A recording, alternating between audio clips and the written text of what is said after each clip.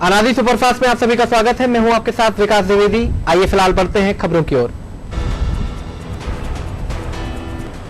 Bhupesh Baghel cabinet की अहम बैठक आज हुई। सीएम हाउस में होने वाली कैबिनेट की बैठक में विधानसभा के मानसून सत्र को लेकर चर्चा हुई। बैठक में अनुपूरक बजट को मंजूरी मिलने की उम्मीद जताई गई थी। इसके अलावा राज्य में खाद बीज की उपलब्धता पर भी इस दौरान चर्चा होने की संभावना जताई गई।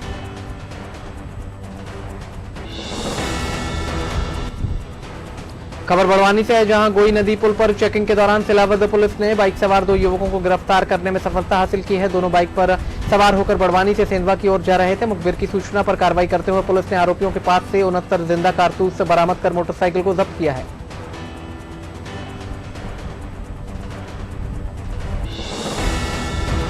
सागर के बंडा में नगर परिषद की टीम ने पॉलिथीन के उपयोग को रोकने के लिए स्वच्छ भारत अभियान के तहत दुकानदारों पर चालानी कार्रवाई की। इस दौरान नगर के दुकानदारों को समझाइश भी दी गई। सीएमओ ज्योति सोनेरे ने बताया कि शासन के बार मना करने के बाद भी दुकानदार और नगरवासी पॉलिथीन के उपयोग से बाज नहीं आ रहे हैं।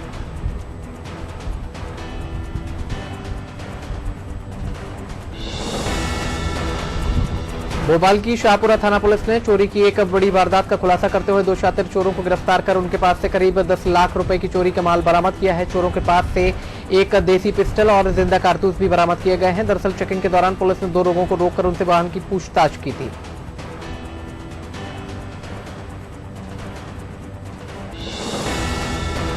रतलाम के आलोट स्थित अंबेडकर भवन में सांसद अनिल फिरोजिया की मौजूदगी में समीक्षा बैठक हुई, जिसमें स्वास्थ्य, शिक्षा, जल संसाधन, राजस्व और पुलिस विभाग सहित आबकारी और कृषि विभाग जैसे तमाम विभागों के अधिकारी मौजूद रहे। बैठक में प्रवक्ता से कृषि विभाग के अधिकारियों से सीधी चर्चा की गई।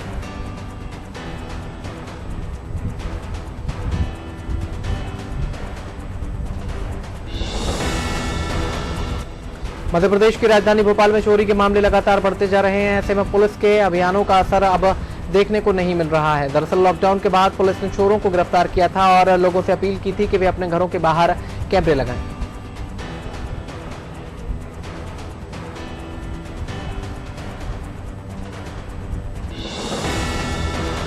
मध्य प्रदेश में एक बार फिर आयकर विभाग ने बड़ी कार्रवाई की है। भोपाल और इंदौर में ये कार्रवाई की गई है। इनकम टैक्स विभाग की टीम ने फेथ ग्रुप के कई स्थानों पर छापामार कार्रवाई की है। बताया जा रहा है कि लंबे समय से इनकम टैक्स को चोरी समेत अवैध संपत्ति की जानकारी मिल रही थी। इसके बाद इनकम टैक्स ने छापेमार कार्रवाई की है।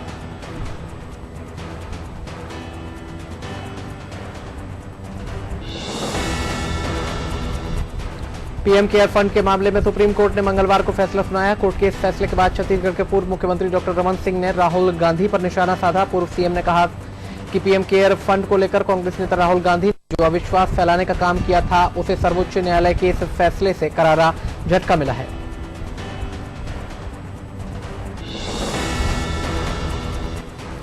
छत्तीसगढ़ भाजपा किसान मोर्चा के पूर्व प्रदेश अध्यक्ष संदीप शर्मा ने प्रदेश में बड़े पैमाने पर यूरिया घोटाले को अंजाम दिए जाने की आशंका जताई है। भूपेश सरकार पर किसान विरोधी होने का आरोप लगाते हुए संदीप शर्मा ने कहा है कि एक ओर कांग्रेस के राज में प्रदेश का किसान पस्त है, तो दूसरी ओर सीएम तीजापुरा तिहार में ढोल पीटने में मस्त हो रहे हैं। लॉकडाउन के दौरान शादी में पड़ोसियों को निमंत्रण नहीं देना एक युवक को महंगा पड़ गया, जिससे नाराज पड़ोसियों ने शादी करने वाले युवक के भाई की पिटाई कर दी।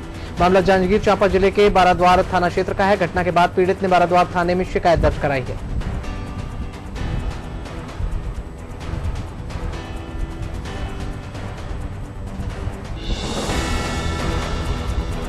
आगरा में एक लेडी डॉक्टर का शव मिला है। बताया जा रहा है कि वो सरोजनी मेडिकल कॉलेज से एमडी कर रही थी। घटना डॉकी थाना के बमरौली कटारा की है। लेडी डॉक्टर की शिनाख्त नजफगढ़ दिल्ली की रहने वाली योगिता गौतम के रूप में की गई है, जो मंगलवार की शाम से ही लापता थी। हत्याकांड के आरोप में जालौन पुलिस ने डॉक्टर विवेक तिवारी को हिरासत में लिया है।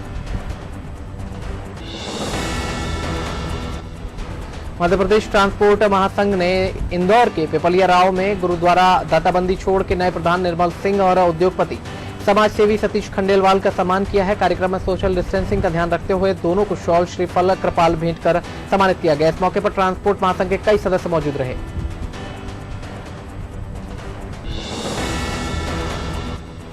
सागर के गौरझामर थाना अंतर्गत नेशनल हाईवे 26 पर तेज रफ्तार बोलेरो ने एक बाइक को पीछे से टक्कर मार दी। बाइक पर पति, पत्नी और उनकी बेटी सवार थी। इस हादसे में महिला की मौके पर ही मौत हो गई और अस्पताल में इलाज के दौरान पति ने दम तोड़ दिया।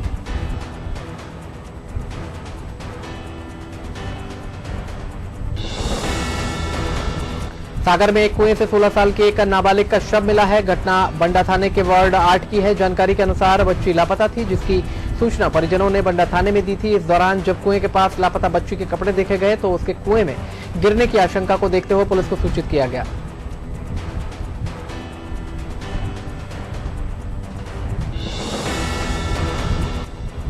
छत्तीसगढ़ भारतीय जनता पार्टी के प्रदेश अध्यक्ष विष्णुदेव साय ने केंद्र सरकार के कैबिनेट में नेशनल रिक्रूटमेंट एजेंसी के गठन को मंजूरी दिए जाने के निर्णय को देश के युवाओं के हित में लिया गया ऐतिहासिक निर्णय बताया है। उन्होंने इस निर्णय का स्वागत करते हुए कहा कि युवाओं की तरफ से सालों से यह मांग की जा रही थी। केंद्र सरकार ने युवाओं की भावना के अनुरूप निर्णय लिया है।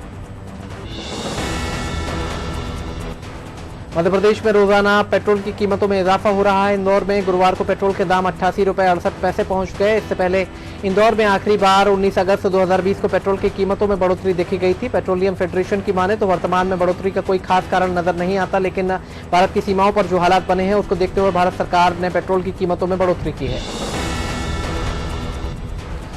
खबर भोपाल से है, जहां अध्ययन के क्षेत्र में छात्र छात्राओं की बढ़ती संख्या को देखते हुए बैरसिया में स्वामी विवेकानंद महाविद्यालय के नवीन भवन का भूमि पूजन किया गया। करीब 5 करोड़ रुपए की लागत से इस भवन का निर्माण कराया जाएगा। वीडियो कॉन्फ्रेंसिंग के माध्यम से उच्च शिक्षा मंत्री मोहन यादव भी कार्यक्रम से जुड़े।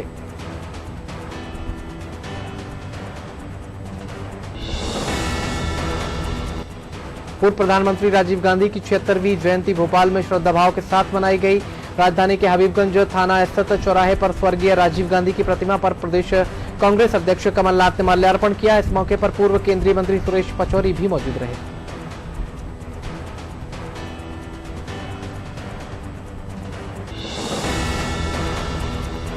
गृह मंत्री नरोत्तम मिश्रा ने कांग्रेस प्रदेश अध्यक्ष कमलनाथ को नेता प्रतिपक्ष बनने की बधाई दी है, तो वहीं दूसरी ओर प्रदेश अध्यक्ष कमलनाथ की युवा संवाद पर तंज कसा है। गृह मंत्री ने कहा कि मैं युवाओं से प्रार्थना करता हूं कि वे पूर्व मुख्यमंत्री कमलनाथ से 4000 महंगाई भत्ते की घोषणा के बारे में पूछें। क्या 15 महीने में कमलनाथ किसी भी एक नौजवान को महंगाई भत्ता दे पाए? प्रधानमंत्री नरेंद्र मोदी ने वीडियो कॉन्फ्रेंसिंग के जरिए स्वच्छता सर्वेक्षण के 5वें संस्करण के परिणामों की घोषणा की, जिसमें लगातार चौथी बार इंदौर को देश के सबसे साफ शहर का खिताब मिला है। लगातार चौथी बार ये खिताब मिलने की खुशी में सांसद शंकर लालवानी ने रेसिडेंसी कोठी में बार सफाई मित्रों के साथ जश्न मनाया।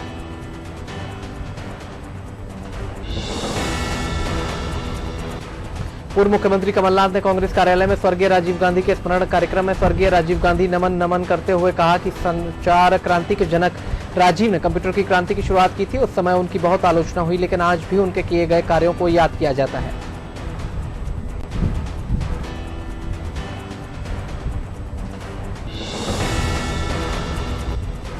मध्य प्रदेश के गृह एवं जेल मंत्री डॉक्टर नरोत्तम मिश्रा ने आज सद्भावना दिवस के अवसर पर राजधानी भोपाल के वल्लभ भवन स्थित पार्क में अधिकारी और कर्मचारियों को सद्भावना और एकता की शपथ दिलवाई। इस अवसर पर मुख्य सचिव इकबाल सिंह बैस, अवर मुख्य सचिव विनोद कुमार और प्रमुख सचिव नीरज मंडलोई सहित मंत्रालय के विभिन्न अधिकारी और कर्मचारी मौजूद रहे।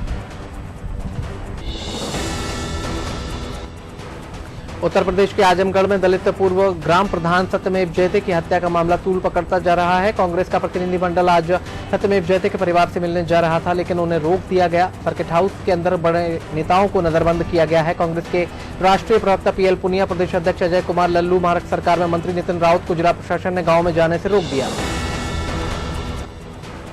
उत्तर प्रदेश विधानसभा का सत्र आज से शुरू हो गया है, लेकिन सत्र शुरू होने से पहले समाजवादी पार्टी के विधायकों ने चौधरी चरण सिंह की प्रतिमा के नीचे धरना प्रदर्शन किया। प्रदर्शन कर रहे समाजवादियों का आरोप है कि बीजेपी सरकार कोरोना की आड़ में लूटपाट कर रही है। पूरे प्रदेश में जंगलराज चरम पर है, हर तरफ भ्रष्टाचार का बोलबाला है।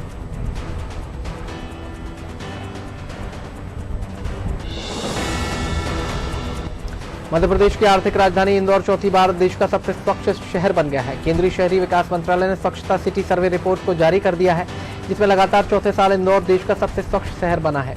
वहीं दूसरे नंबर पर गुजरात का सूरत, तीसरे नंबर पर नवी मुंबई है।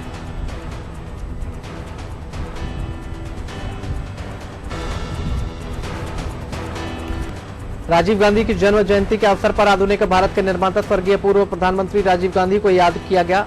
इस अवसर पर नगर कांग्रेस कार्यालय पुलाय कला पर कांग्रेस कार्यकर्ताओं ने उनके चित्र पर माल्यार्पण, दीप प्रज्वलित कर कार्यक्रम का शुभारंभ किया। इस अवसर पर सभी उपस्थित जनों के लिए उनके लिए किए हुए कार्यों को याद किया। इंदौर में कांग्रेस कार्यकर्ताओं ने पूर्व प्रधानमंत्री राजीव गांधी की जयंती मनाई। इस अवसर पर कांग्रेस नेताओं ने लोगों को सद्भावना और एकता का संदेश देते हुए दौड़ भी लगाई। चोइथराम अस्पताल से दौड़ शुरू हुई और पिपलिया पाला चौराहा स्थित राजीव गांधी की प्रतिमा पर समाप्त हुई। इसके बाद कांग्रेसियों ने राजीव प्रतिमा पर माल्यार्पण किया।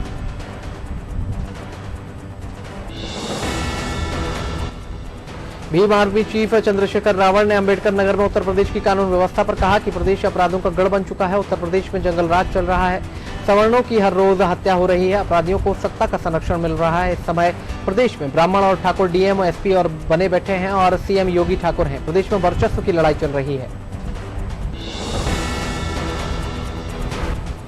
स्वच्छता के मामले में एक बार फिर देश भर में इंदौर का डंका बजा। स्वच्छता सर्वेक्षण 2020 के आज के घोषित किए गए परिणामों में इंदौर ने शानदार चौका मारा और एक बार फिर नंबर 1 के खिताब को अपने नाम कर लिया, जिसके बाद से शहर में जश्न भी मनाया जा रहा है। इंदौर को नंबर 1 बनाने का पूरा श्रेय शहर की जनता और सफाई कर्मचारियों को जाता है, जिन्होंने दिन रात हर तरह के मौसम में स्वच्छता बनाए रखी।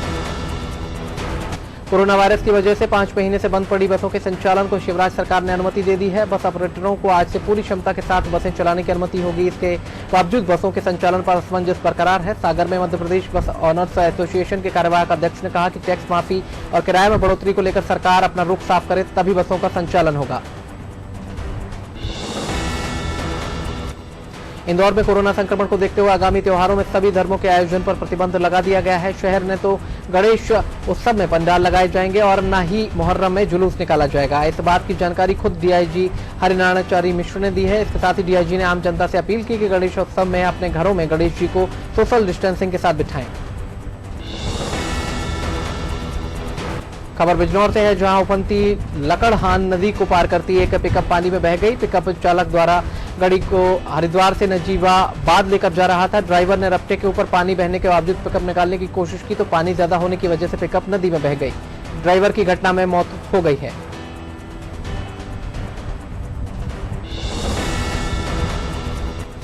देश भर में बहने वाली नदियों की साफ सफाई के लिए देश भर में अभियान चलाया जा रहा है। इसी के तहत महाराष्ट्र जिले के ठाणे में भी एक अभियान चलाया गया, जिसमें वाल्धुनी नदी स्वच्छता समिति ने पोस्ट कार्ड संदेश अभियान चलाकर मुख्यमंत्री उद्धव ठाकरे को संदेश भेजे और उल्लास नदी और वाल्धुनी नदी की जल्द से जल्द साफ सफाई कराने की मांग की है।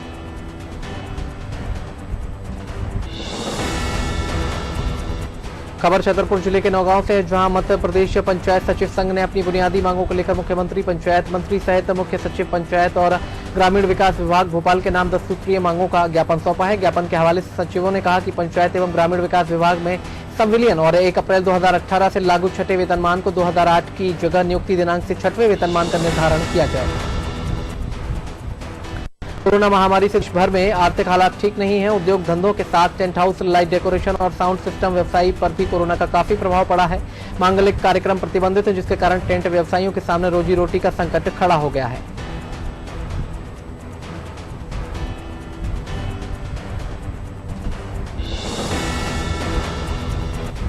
खबर छतरपुर जिले के नौगांव से है, जहां आरोपों से घिरे जोरन सचिव ने सरपंच के घर पर जाकर हंगामा किया और सरपंच पति के साथ मारपीट की। सरपंच रानी कुशवाहा ने सचिव पर आरोप लगाते हुए बताया कि ज्यादा पढ़े लिखे न होने की वजह से सचिव फायदा उठा रहा है, जिस वजह से पंचायत में क्या काम चल रहे हैं इसकी कोई जानकारी नहीं होती।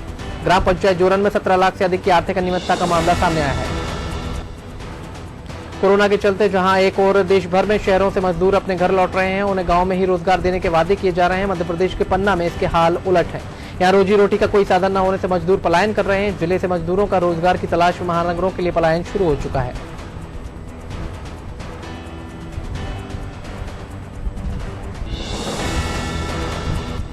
अगली खबर दमोह से है, जहां पथरिया में महावीर दिगंबर जैन मंदिर को निजी संपत्ति बताने के विरोध को लेकर जैन समाज के लोग एसडीएम कार्यालय पहुंचे और तहसीलदार आलोक जैन को ज्ञापन सौंपा। लोगों का कहना है कि 1963 में शहर के गुंचेलाल सेठ ने मंदिर बनवाया था, इसलिए इसे सेठों के मंदिर के नाम से जाना जाता है।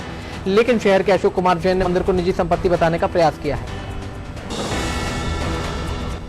दमोह जिले में मूसलाधार बारिश होने से नदी नाले उफान पर हैं। लोगों का कई रास्तों से निकलना दुश्वार हो गया है। तेंदुखेड़ा थाना क्षेत्र में 3 दिन पहले एक बुजुर्ग साइकिल से पट्टा घाट का पुल पार करते समय पानी के तेज बहाव में बह गए। तभी से लगातार एसडीआरएफ की टीम बुजुर्ग का सुराग लगाने में जुटी है, लेकिन बुजुर्ग को ढूंढने में कोई कामयाबी नहीं मिली।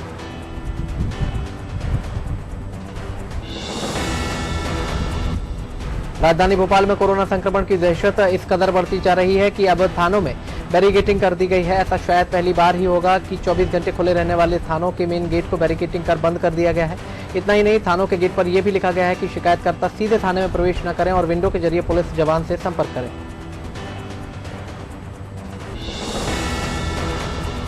नसरुल्लागंज के राय साहब भंवर सिंह कॉलेज के डीएलएड में प्रथम वर्ष विद्यार्थियों ने परीक्षा केंद्र बदलने से नाराजगी जताते हुए कलेक्टर के नाम नायब तहसीलदार को ज्ञापन सौंपा है। विद्यार्थियों ने बताया कि उनका परीक्षा केंद्र सीहोर जिले में कर दिया गया है, जबकि वर्तमान समय में कोरोना महामारी का प्रकोप बना हुआ है, इसलिए सीहोर परीक्षा देने में बीमारी का अंदेशा है। सागर से अगली खबर है, जहां दबंगों से पीड़ित परिवार के मुखिया जहर सिंह का कहना है कि उसने बगासपुरा में खेती के लिए जमीन खरीदी थी, लेकिन उस पर महुना के दबंग और सूबेदार उमेश मिश्रा की नीयत बिगड़ गई और उसने जमीन हथियाने के लिए रंगदारी मांगी। जब इससे मना किया गया तो उमेश मिश्रा ने उनके साथ मारपीट की और उन्हें जमीन से बेदखल कर दिया।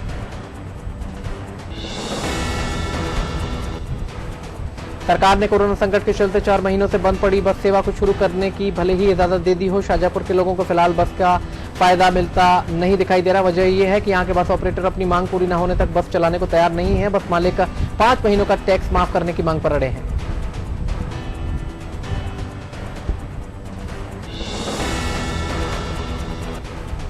देश के पूर्व प्रधानमंत्री राजीव गांधी की जयंती पर प्रदेश के 22 जिलों में वीडियो कॉन्फ्रेंसिंग के जरिए जिला कांग्रेस कार्यालयों का शिलान्यास किया गया। इनमें राजनांदगांव जिला कांग्रेस कार्यालय भी शामिल है। वीडियो कॉन्फ्रेंसिंग में कांग्रेस के पूर्व राष्ट्रीय अध्यक्ष राहुल गांधी, प्रदेश अध्यक्ष मोहन मरकाम सहित मुख्यमंत्री भूपेश बघेल शामिल हुए।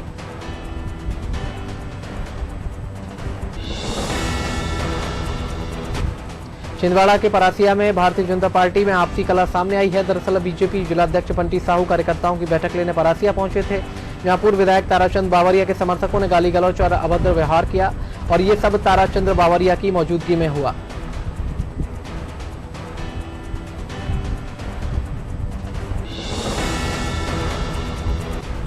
इंदौर जिले में लगातार कोरोना वायरस अपना पैर पसार रहा है। बुधवार को आई रिपोर्ट में मरीजों का आंकड़ा 200 के करीब पहुंच गया। 189 नए कोरोना पॉजिटिवों के साथ 11 रिपीट पॉजिटिव मरीज मिले हैं। मरीजों को मिलाकर अब इंदौर में कुल 10,559 पॉजिटिव हो गए हैं, जिनमें से 349 लोगों की मौत हो चुकी है, जबकि 7140 मरीज स्वस्थ होकर घर जा चुके हैं।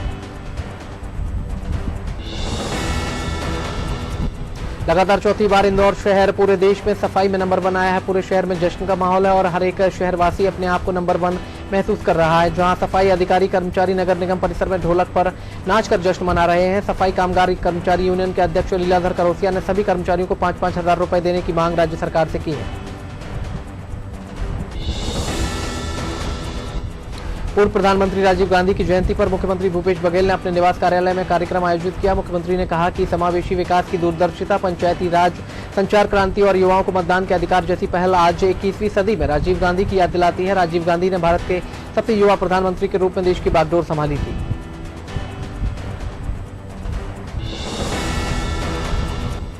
उधर विदिशा के कोरवाई जनपद पंचायत के सचिवों ने उपचुनाव से पहले सरकार के खिलाफ मोर्चा खोल दिया है। मध्य प्रदेश पंचायत सचिव संगठन के बैनर तले सचिवों ने अपनी 10 सूत्रीय मांगों को लेकर अनुविभागीय अधिकारी और मुख्य कार्यपालन अधिकारी चेतना पाटिल को ज्ञापन सौंपा और शासन से अपनी मांगों को उपचुनाव से पहले पूरी करने की मांग की है।